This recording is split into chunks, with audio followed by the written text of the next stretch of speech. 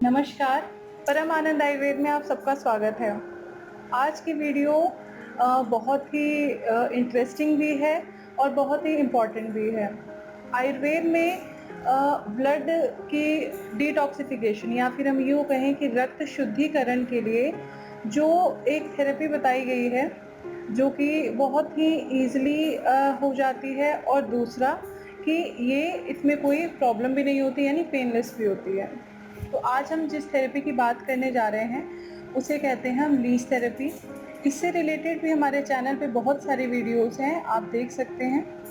आज की वीडियो में हम बात करेंगे बेसिकली कि लीच थेरेपी क्या है और आयुर्वेद के शास्त्रों में आयुर्वेद जो जितने भी संहिताएं हैं उसमें इसके बारे में क्या बताया गया है।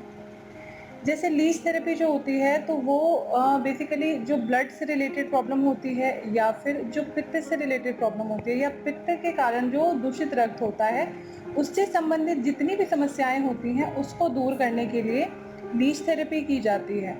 लीच थेरेपी को हम जलूका विचारण, जलूका थेरेपी, जोंक थेरेपी या फिर हिरोडिन थेरेपी के नाम से भी जानते हैं। हिरोडिन थेरेपी इसलिए कहते हैं क्योंकि जो इसके सलाइवा में जो एक एंजाइम होता है वो हिरोडिन होता है, यानी जो उसका नाम होता है वो हिरोडिन होता है, इसीलिए इसे हिरोडिन थेरेपी भी कहा जाता है।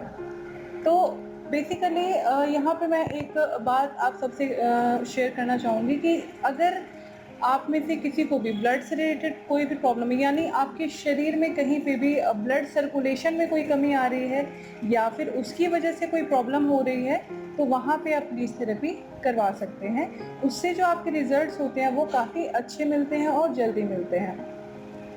कई बार हमारे शरीर में कुछ ऐसे रोग हो जाते हैं जिसकी वजह से हमारे शरीर का कोई एक भाग काफ़ी ज़्यादा अफेक्टेड हो जाता है। उसकी वजह से कई बार हमें वहाँ पे सर्जरी करवानी पड़ जाती है या फिर उस भाग को ही हमें एम्प्यूट यानी कट करवाना पड़ जाता है।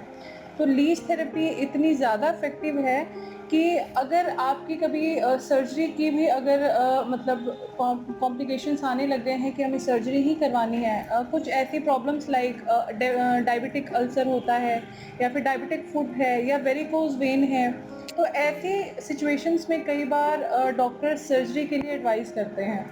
तो लीच थेरेपी अगर आपकी प्रॉब्लम अभी अभी शुरू हुई है या फिर अभी कुछ ही समय हुआ है और आपको भी अपनी प्रॉब्लम के बारे में पता चल गया है कि आपको ये प्रॉब्लम है और आप लीच थेरेपी से उसका ट्रीटमेंट कर सकते हैं, तो आप उतनी जल्दी आप लीच थेरेपी के लिए जाएं, क्योंकि आप जितना लेट करेंगे आपकी कंडीशन जितनी वर्स होगी। यानी कई बार ऐसा होता है कि हमारे पास पेशेंट बिल्कुल थर्ड स्टेज यानी ऐसी कंडीशन में आता है जिसमें थेरेपी करना या फिर कोई भी मेडिसिन देना मतलब वो उससे भी आगे बढ़ जाता है।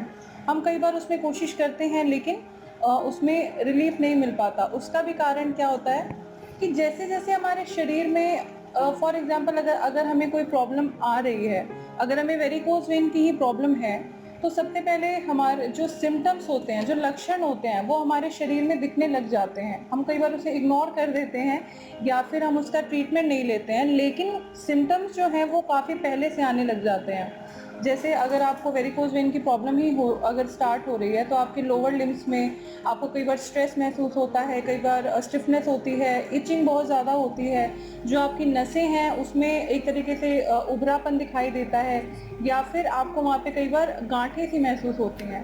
तो अगर ऐसी कोई भी प्रॉब्लम है, सिर्फ वेरिकोज़ वेन नहीं, अगर कोई भी ऐसी प्रॉब्लम है जो आपको लगता है कि अभी शुरू हुई है और इसका ट्रीटमेंट ज़रूरी है, तो आप उसको इग्नोर मत कीजिए, क्योंकि आप अगर उसको इग्नोर करते हैं तो थेरेपी से भी कई बार रिज़ल्ट मिलना बहुत ही मुश्किल हो जाता है।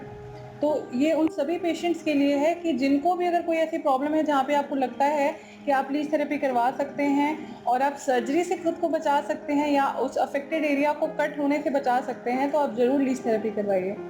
अब हम बात करेंगे कि आयुर्वेद में जो जितनी संहिताएं हैं तो उसमें इसका वर्णन कहाँ पे है। तो आचार्य सुश्रुत जी ने इसका वर्णन सूत्र स्थान में किया है 13th अध्याय में।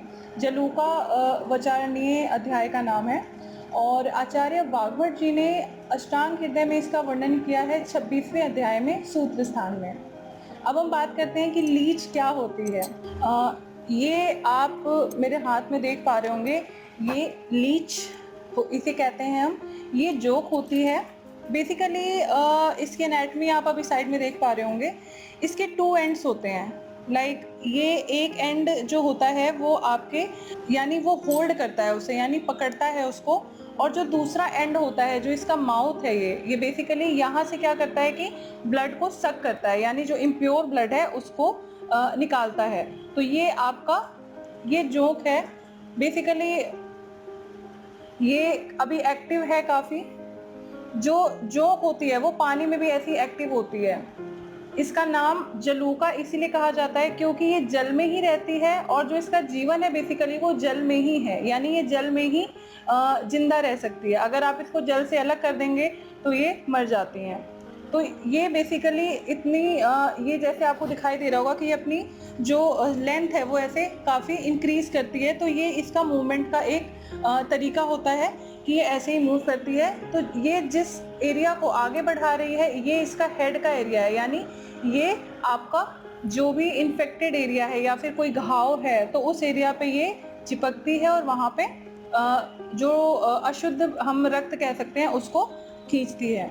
और जो इसका पीछे वाला एरिया है ये बेसिकली जो सपोर्ट कर रहा है इसको चलने में वो एक जगह स्टिक हो जाता है, यानी वो रुक जाता है। तो ये जोंक होती है। ये मैं आप सबको इसलिए दिखा रही हूँ क्योंकि काफ़ी लोग डरते हैं कि जोंक क्या होता है, कैसे उससे थेरेपी की जाती है। तो ये बहुत ही प्यारी सी जीव है जिससे डरने की नीड नहीं है। ये आपकी बॉडी में कोई भी प्रॉब्लम है तो ये इसको दूर करती है। बेसिकली जो ये लीच होती है तो इसे हम एक जार में रखते हैं, ट्रांसपेरेंट जार में रखते हैं या फिर हम घड़े में भी रखते हैं उसका, और उसमें पानी भरा होता है। बेसिकली उसका कारण ये होता है कि जैसा मैंने बताया कि इसको हम जलायु भी कहते हैं, जलौका भी कहते हैं। तो इसका मतलब है कि ये जो है ये जल में ही रहती हैं, इसका जो निवास स्थान है वो जल ही है। इसके लिए आचार्य सुश्रुत जी ने वर्णन किया है, जला मासा मायूरिति जलायुका जल मासा मोकईति जलौकसा, अर्थात जल ही है आयु जीवन जिनका उन्हें जलायुका या जलूका कहते हैं, अथवा जल ही ओक निवास स्थान है जिनका उन्हें जलौकाएं कहते हैं। यानी इस श्लोक में उन्होंने यही बताया है कि जल ही जीवन है जिसका उसे जलूका कहते हैं। बेसिकली अगर हम इसको अलग अलग करके भी देख रहे हैं इस वर्ड को, जलूका या फिर जलौका, तो बेसिकली क्या होता है कि जल का मतलब आपका क्या होता है कि ये वाटर, और ओ का मतलब इसका ये जो लीच थेरेपी होती है यानी जीवन, जलायु, तो आयु मतलब जीवन, तो इसका जीवन ही जो है वो जल है। अब हम बात करते हैं कि कौन कौन से ऐसे व्यक्ति हैं जो करवा सकते हैं, यानी बेसिकली मतलब ऐसे कौन से लोग हैं जो इसको करवा सकते हैं जिनसे कोई नुकसान नहीं है। तो ऐसा कोई भी व्यक्ति जो डरता है या फिर सुकुमार होता है, इसका वर्णन किया गया है आपको सुश्रुत संहिता में भी और अष्टांग हृदय में भी।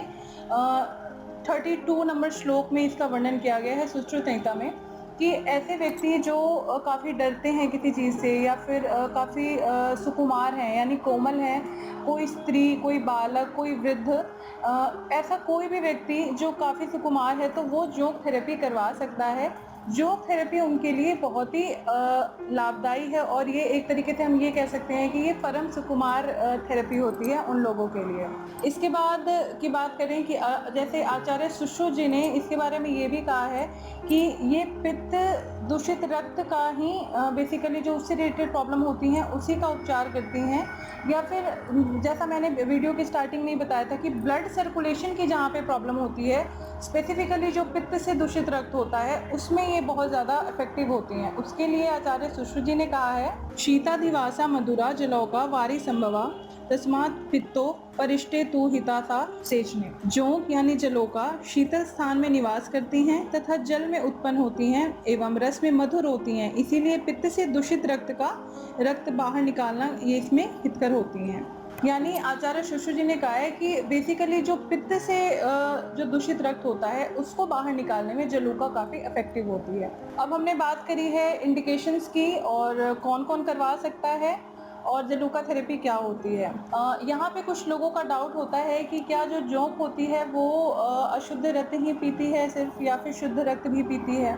तो इसके लिए आचार्य बागवट जी ने अष्टांग हृदय में 26वें अध्याय में सूत्र स्थान 42 नंबर श्लोक 42वें श्लोक में उन्होंने वर्णन किया है कि जो जोंक होती है वो अशुद्ध रक्त और शुद्ध रक्त मिक्स में पहले अशुद्ध रक्त पीती है। इसका उन्होंने एग्जाम्पल भी दिया है कि जिस प्रकार हंस दूध में जब पानी मिला होता है तो वो पहले दूध पीता है, उसी प्रकार जोंक भी पहले अशुद्ध रक्त पीती है।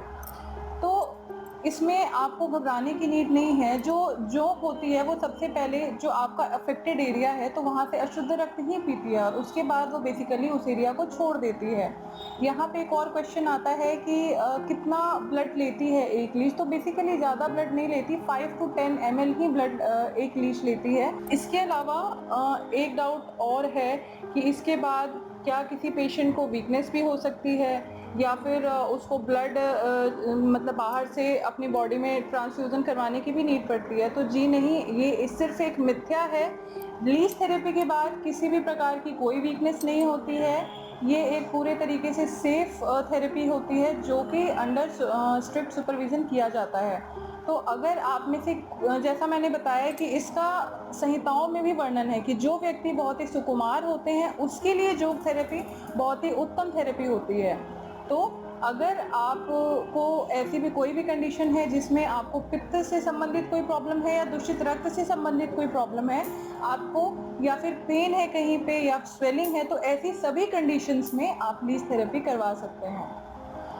नेक्स्ट कि लीच थेरेपी के बाद लीच का क्या किया जाता है, तो इसका भी वर्णन आयुर्वेद में किया गया है। सुश्रुत संहिता में भी और अष्टांग हृदय में भी इसका वर्णन किया गया है कि लीच को वमन कराना बहुत ज़रूरी होता है। जैसे लीच थेरेपी के समय लीच जो पेशेंट होता है उसका हमें ध्यान रखना होता है, उसी प्रकार लीच थेरेपी के बाद हमें लीच का भी ध्यान उतना ही रखना होता है।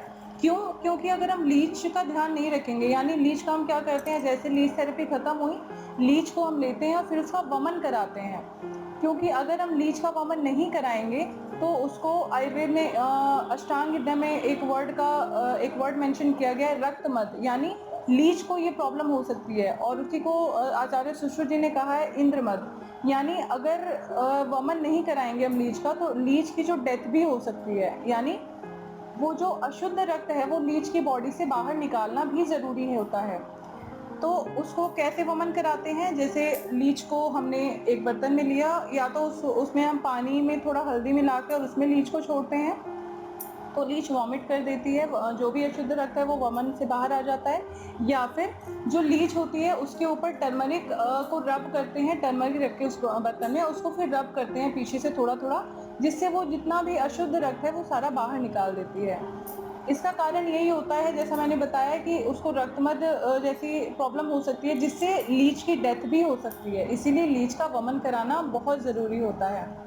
और अगर लीच मान लीजिए अगर उसका वमन नहीं कराते हैं जैसा मैंने बताया तो वो उसी टाइम मर भी सकती है। कई बार ऐसा भी होता है कि लीच का बहुत ज़्यादा वमन हो जाता है, वो तब भी मर जाती है। तो इसीलिए जिस प्रकार पेशेंट की हम सेफ्टी का ध्यान रखते हैं उसी प्रकार हमें लीच का भी ध्यान रखना चाहिए। और उसमें एक और वर्णन है कि जैसे कुछ पेशेंट पूछते हैं कि हम लीच थेरेपी 3 डेज़ में या 5 डेज़ में क्यों नहीं करवा सकते, क्योंकि जो लीचेस होती हैं उसको 7 दिन के बाद ही वो एक्टिव होती हैं दोबारा। उससे पहले वो एक तरीके से अगर हम वैसे बात करें तो वो रेस्ट मोड में होती हैं, यानी वो एक्टिव नहीं होती हैं, उनको रेस्ट चाहिए होता है, इसीलिए आफ्टर 7 डेज़ ही हम लीच थेरेपी फिर एडवाइस करते हैं। तो ये जो पूरी वीडियो है ये आपकी बेसिकली मैंने इसमें आपको ये बताया कि लीच थेरेपी क्या होती है और कौन सी ऐसी कंडीशंस हैं जिसमें आप लीच थेरेपी करवा सकते हैं, लीच थेरेपी का वमन कराना क्यों ज़रूरी है, और आचार्यों ने लीच थेरेपी यानी जलौका वचरण के बारे में क्या बताया है। आज की वीडियो में सिर्फ इतना ही। जाते जाते मैं सिर्फ इतना ही कहूँगी कि अगर आपको आपकी समस्या के बारे में पता चल जाता है तो आप डिले ना करें, क्योंकि आप जितनी जल्दी चिकित्सा करवाएंगे उतनी ही जल्दी आपको लाभ मिलेगा। क्योंकि आप जितना डिले करेंगे तो जो उसके बेनिफिट हैं थेरेपी के वो भी लेट से मिलते हैं और कई बार थेरेपी भी काम करना बंद कर देती है। इसीलिए आपको जब भी कोई प्रॉब्लम या आपके शरीर में कोई ऐसे लक्षण दिख रहे हैं जो कि नॉर्मल नहीं हैं, तो आप एक बार चिकित्सक से कंसल्ट कीजिए और उसका ट्रीटमेंट जितनी जल्दी हो सके उतनी जल्दी स्टार्ट कीजिए। आज की वीडियो में सिर्फ इतना ही। अगली बार फिर मिलती हूँ आयुर्वेद से जुड़े कुछ नए तथ्य लेकर। तब तक के लिए धन्यवाद।